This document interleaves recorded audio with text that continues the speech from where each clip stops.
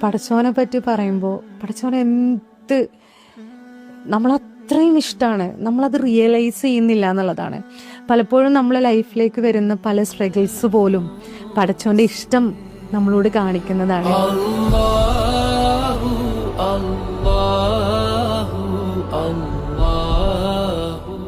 നീ എന്നോട് നോക്ക്, എൻ്റെ അടുത്ത് വായോ, എന്നിട്ട് അടുക്ക് എന്നുള്ള ആ ഒരു റിയലൈസേഷനാണ് നമുക്കതിൽ നിന്ന് കിട്ടേണ്ടത്. പക്ഷെ നമ്മൾ വിചാരിക്കും, എന്തിനാണ് പടച്ചോൻ ഇന്നെ ഇത്രയും പരീക്ഷണങ്ങൾ തരുന്നത്, എന്താ റബ്ബിന് ഇഷ്ടമല്ലേ എന്നൊക്കെ തോന്നിപ്പോവും.